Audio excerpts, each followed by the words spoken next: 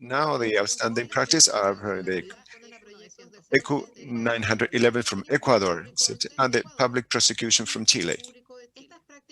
These practices have been chosen due to the contribution they do in the reestablishment of penal prosecution in areas where they didn't exist and the sphere of impact assessment in the use of technologies and the monitoring of emergencies in the public space.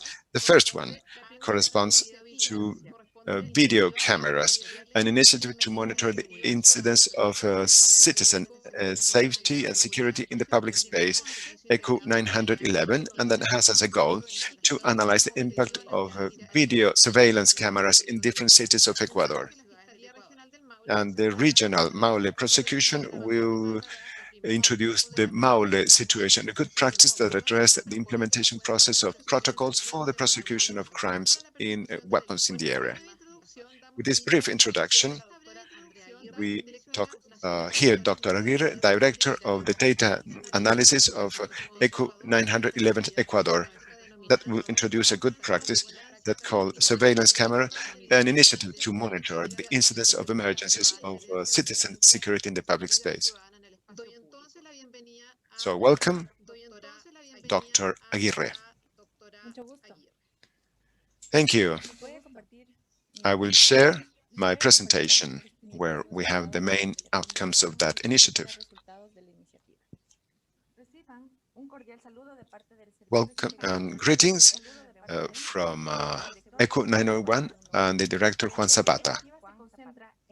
This initiative analyzes the impact of video surveillance in emergencies that have been detected in public spaces. The comprehensive security system has the mission to manage emergency situations that occur in the Equatorian space. When we see an emergency situations, we coordinate the dispatch of resources with the articulation of the institutions such as National Police, Public Prosecution, National Risk Service, firefighters, among others. The ECO has a presence at a national level throughout the provinces through 7 local centers, 7 zone centers, 12 operational rooms. The warnings received by ECO, ECU, are recorded through the single line 911, through the warning button and the application of a smartphone, and surveillance, video surveillance. In 2019, we had 12.6 million alerts, from which 3 were due to an emergency, 3 million. 70% were citizen security. For instance, we had events such as theft, domestic violence, violent death, parties, scandals, among others. Of these 12 million alerts, 2.44 corresponds to surveillance video. Although the percentage of warning is low, and in contrast we have an installation cost of surveillance videos, we have a question. What is the impact of installing surveillance videos, cameras, so as to monitor the emergencies in the public space? In order to answer this question, we will start from a conceptual framework. According to the United Nations, Latin America and the Caribbean is one of the most violent regions in the world, the homicide rate of which is higher than 20 homicides per 100,000 citizens. Ecuador has a rate of homicides of 6.9 per 100,000 inhabitants, as compared to theft, which is 475 thefts per 100,000 citizens or inhabitants. That is according to the government data. In order to crime take place in the public space, it is necessary, or according to CAF, is a crime triangle where you have a potential offender, a victim, and the absence or a effective suppressor entity. Wilson and Kelly proposed the broken window theory, where the public space where there is neglect, poverty, graffiti, there is a predisposition for committing crimes. In this sense, we could say, or have the hypothesis, that the surveillance video cameras are an effective suppressor because they are a deterrence measure to stop crimes. That's why we have seen in the country 4,885 cameras have been installed at a national level. What is the goal? To monitor the public space so as to identify the hazardous conditions that might take place. The installations of these cameras have taken place based on the technical feasibility analysis, statistic analysis, and operational analysis. Why video surveillance is relevant? In ECHO, we have realized, especially in the pandemic, that video surveillance has allowed to identify hotspots where we have overcrowds of people. We have those that are breaking social distancing, and we can avoid more contagion due to COVID-19. This initiative is focused on measuring the impact of the installations of these video surveillance cameras in emergency. The methodology is a negative binomial robust model that captures the effect of installing cameras in a day in a certain place, and in contrast with the emergency that taken place in a certain place and time. Of course, we see due to temporal fixed and spatial effects, which are the outcome. Per each unit of surveillance video camera have been installed, we found a reduction of 1% in the emergency of citizen activities. And we didn't find in those emergencies due to sanitary issues, labors, headaches, or respiratory problems, among others. So still, if we don't find a significant effect of the installation having installed in the traffic issues, we found that there were more traffic emergencies in the 15 days before the installation of the camera, 10% more of those emergencies.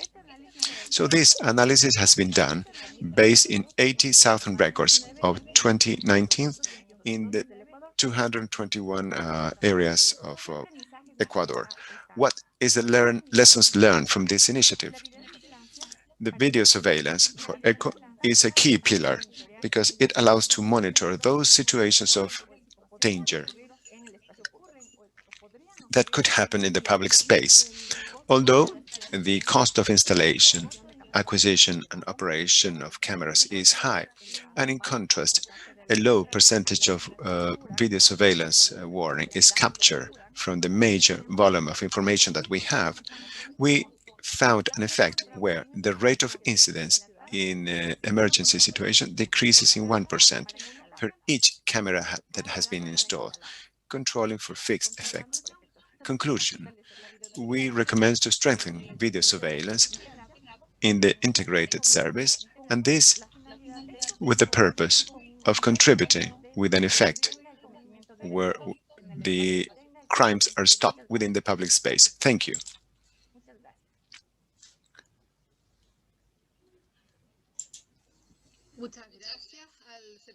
Thank you for the integrated service ECU 911 Ecuador.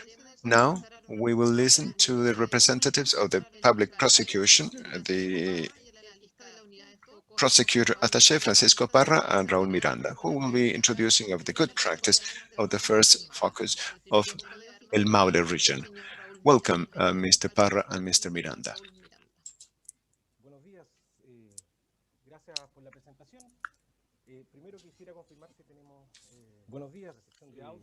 Good morning.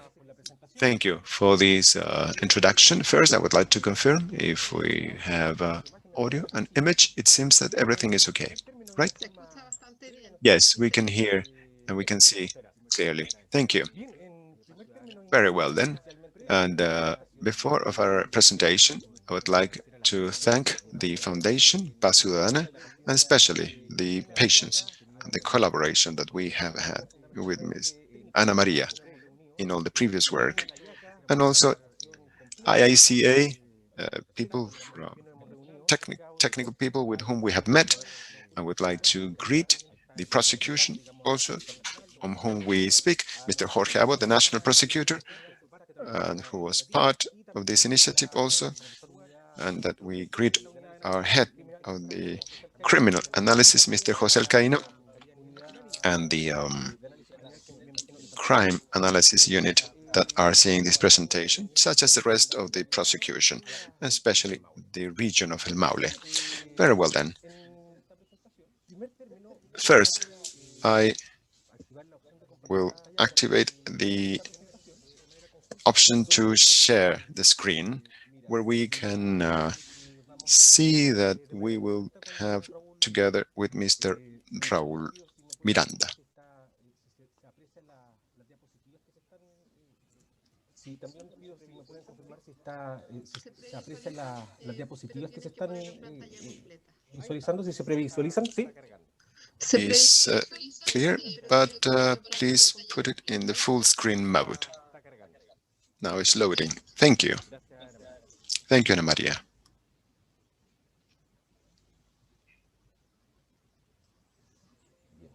Bien, entonces, habiéndonos presentado, vamos a comenzar con esta... Bien, entonces, habiéndonos presentado, So, after the introduction, we will now begin. First of all, regarding the content of this project, this is an investigation done by the Office of the Public Prosecutor to enhance their activities and also the investigations, especially in the area of El Maule. A second aspect, this SACFI unit investigates crime focusing on criminal focal points, identifying a particular criminal phenomenon which is pursued via an investigation of the phenomenon, a specific one. Also, in this context, the system that is working since 2015 and 2018 in our region focuses on certain crimes against property, and since 2019, they, with the national prosecutor, also opened it to focusing on firearms. Then Prosecutor Contardo decided to zone the area, and this is the South Macro Zone that includes areas such as San Javier, Cauquenes, and Parral. And lastly, in relation to the specific project, this is the first focal point of firearms in the South Macro Zone with the area of Linares and the commune of Parral. That is a sort of generic introduction. Regarding to the diagnosis of the issue, the first thing I would like to say is that this is a district with a 26% rural, just over 41,000 inhabitants, and a fairly small region or area in the region, the fourth in terms of size in Chile, not a large one.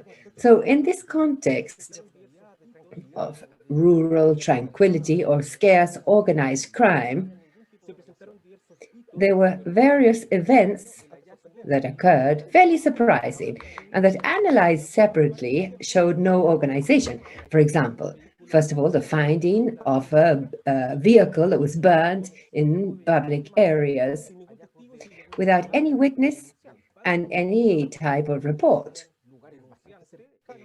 And also in nearby areas, the results of shootings without any witnesses, and also individuals that appeared with bullet wounds appearing in health services in Parral with no reports linking them to these injuries. And lastly, a significant number that Raúl will give you the details of threats with victims or threats of crimes of which there was no witness, and which led to suspicions. All of this within the context of this calm and tranquil district in Parral. So we wondered, could there be a phenomenon linked to firearms in this area? So, Raúl. Well, thank you very much for that introduction, and also I thank the organizers for the invitation. I will be telling you about the analysis carried out in this area, tactical analysis, or the identification of these patterns. We said that there are 492 criminal facts, serious injuries, and so on. And so we were able to analyze this. And in the tools, we have tools that allow us to read the digital folders. Also, we use techniques linked to time analysis. Regarding the linking of these cases, we had to do a comprehensive work. A vehicle that had been burnt, and through our investigations, we were able to detect that the vehicle had been stolen months earlier, and a rival gang had used the vehicle to attack another rival gang, and there was a confrontation in the streets, and there were injuries that appeared in a health center. The victims that had been uh, injured did not want to report the event, and that hindered our investigation. And so we had to nevertheless investigate the fact. So the intelligence analysis with these, we use special techniques which helped us to confirm our theories. And regarding the three analysis, it was not necessary to have anything additional, such as meeting with the neighborhood associations or review the social media, because we had a saturation of information regarding the cost benefit analysis, and with existing information, we could have a result. Thank you, Raul. Now, in relation to the methodology of work, there are three milestones here that were necessary to carry out this project. The first, we determined specific protocols for working with our main partners and the investigations police in Chile. And so the Linares police force determined certain milestones and lines of work.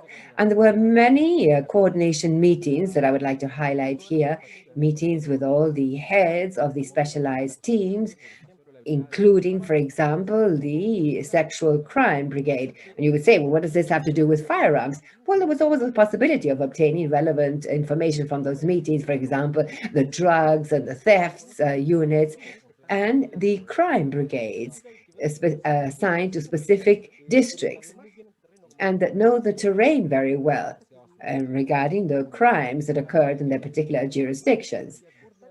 And also, there are two very relevant milestones that we had to address: the creation of a police director, another one, the coordinator. One, Mr. Elgueta, who directed the investigation. And in my case, as a prosecutor, I related to her directly in order to say what our needs were and how she could resolve this with existing resources. And also the coordinator policeman, who was the head of the Economic Crimes Brigade, and who carried out these guidelines determined by the director police. And so for each one of the needs that we had determined, and especially in relation to various aspects that were very relevant, for example, the creation of CENES, which is the second part of the methodology used. We worked with various series, and these series had to do with subclassifying criminal events in order to pursue them effectively. Not all the phenomena were the same, but rather they changed or varied constantly. But here, the guiding principles of this series investigation were, first of all, specialization, then the work division, and then the analysis of the processes used for this. Each one of the series had an ad hoc police force. The main series was the series Parral 1, which was the Parral Brigade and Mr. Munoz and Caroca, and who carried out the largest procedure, the central procedure of the investigation. There was another series, minor connected felonies connected to this, and that stemmed from the raid that we will tell you about later. And a third series in Parral 3, which had firearms but was not linked to the rival gangs that were disputing the territory, but another person linked to drug trafficking and that took their deaths via shootings. And then another series responsible of the coordinator policeman. Now, Raul. Well, here I'm going to speak basically of the success factors or interventions of an analyst, among other things, monitoring, which are very important. Here I'd like to mention two things, two keys, commitment and availability. On Friday, I could not go to home and say, look, I'm going home and I'll come back on Monday and see what's going on. No, in this sort of focus where you have people that could be injured with firearms, or you need to have a constant monitoring, different timetables, weekends, and this is a key factor of our success. Regarding the corroboration of police hypotheses, we were not afraid to create multiple hypotheses that we went highlighting and putting in order using spreadsheets and activities to check whether they were true or not. Regarding the support for mass detentions in Parral, I decided to support online or when these activities were carried out, and it is very important to have information on, for example, series numbers of the firearms found and look up the information in our databases and see if there are any records and support regarding new individuals being detained with new targets and what connections do they have to the initial subjects of the investigation. All of this is work that must be carried out under pressure with little time, but help having the best results. And then lastly, technical support for the police investigation. It is important before beginning this to hear about the reality of the police teams and if they know techniques for analysis at time, horizon, knowing how to interpret the criminal patterns and the levels and uniform formats between the two police forces and the public prosecutor. Well, and finally, and in conclusion, we have the outcomes and lessons learned. First of all, this event of the intervention in Parar, with almost all 300 police officers and when with no opposition to the detentions, it lasted all day and all night until next morning about 9 a.m. 34 arrests, 17 firearms seized, but these are individuals accused of 35 crimes, and even the abduction of a child, and a 14-year-old that was recorded by a mobile phone of the individual who was beaten. And this was seen by analyzing the mobile phones that were seized. And another thing, Raul will tell us, let's talk about the surroundings. Among the players that we were working with, there was also the municipality of Parral, who was saying that they had a project, green areas and sports areas in this area where they detected a lot of violent events.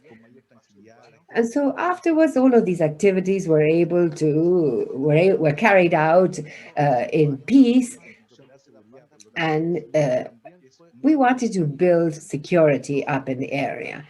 And so it's very important to know how the rival gangs were operating. That was a very important milestone to have a full view of these things. And not only the rival gangs or drug sales have to do with this, they have their territories and they take care of them. And there are these confrontations. And lastly, 54 firearms were seized in this southern macro zone. This was the news, and this was covered by the media. There was a regrettable news of a young 27-year-old boy died on account of a stray bullet.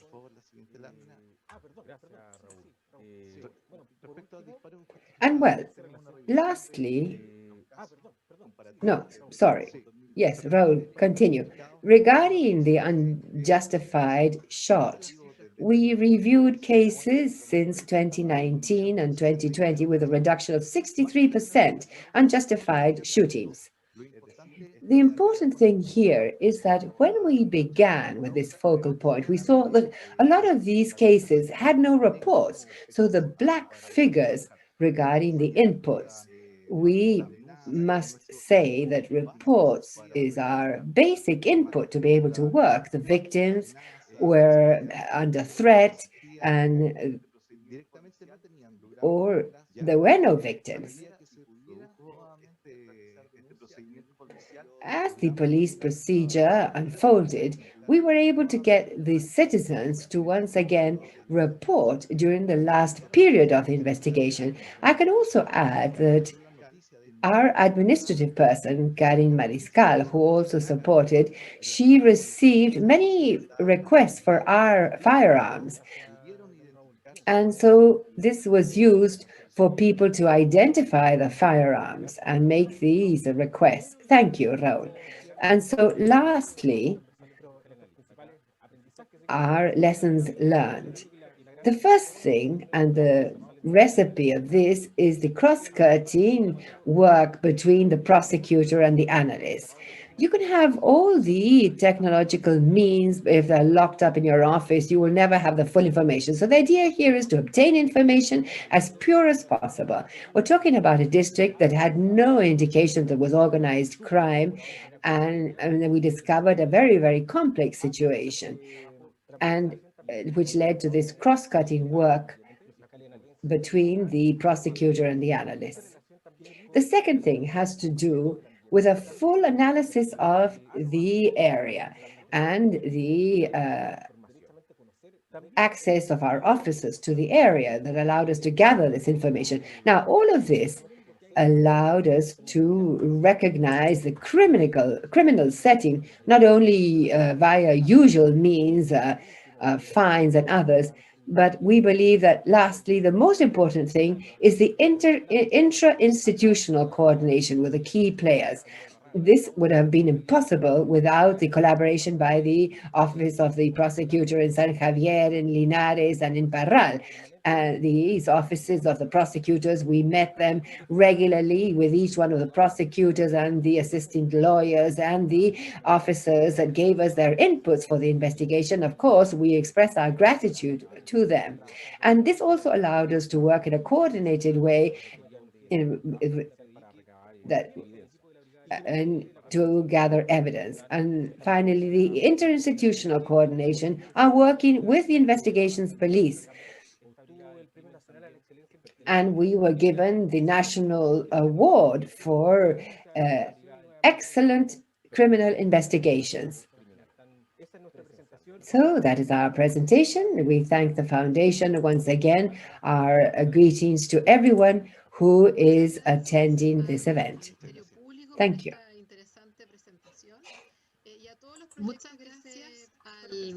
Well, I thank the Office of the Public Prosecutor for this presentation and all the projects that were explained here. We would like to say that these projects are initiatives, winners of the Best Practices contest. And we highlight those who have stood out in their contribution the metal noble, the copper factory, and these are the necessary conditions in order to implement successful public policy.